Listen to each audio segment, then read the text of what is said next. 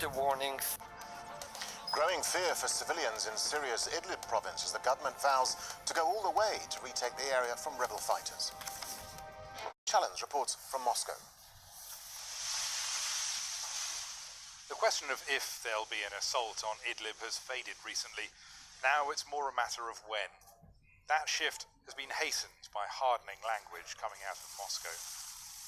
Мы с удовлетворением констатировали, что подавляющая часть. It was with satisfaction that we noted the majority of the Syrian Arab Republic is now freed of terrorists. What we need now is to wipe out those terrorist groups which persist, particularly in the de-escalation zone in Idlib. Sergei Lavrov was meeting his Syrian counterpart Walid al-Moualem in the Russian capital. Moualem said they'd finish the groups they call terrorists, but also try to protect civilians.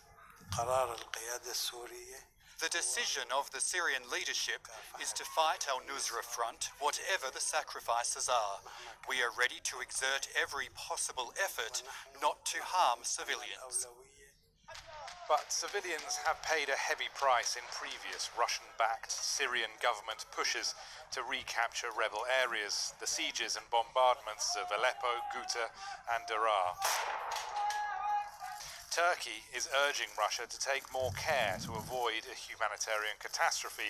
Ankara wants extra time to persuade any armed groups in Idlib open to a deal, something the UN Special Envoy to Syria also advocates. One avenue would be to, one, not accelerate military escalation and give a little bit more time for this type of discussion.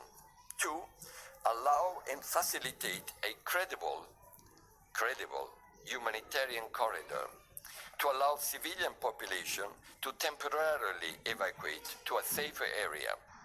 Moscow says it'll consider de Mistura's humanitarian corridor suggestion, and it needs to show it's listening to Turkey. If Moscow decides to push for massive offensive on Idlib, that will produce another huge wave of Syrian refugees, maybe hundreds of thousands, fleeing to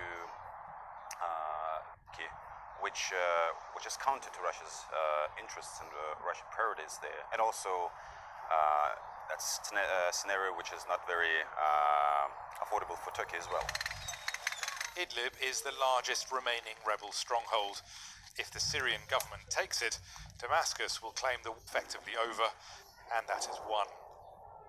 But there are an estimated 3 million people trapped there, 10,000 of which the UN estimates to be Nusra or al-Qaeda linked fighters. And the severity of the onslaught that they all receive depends largely on how much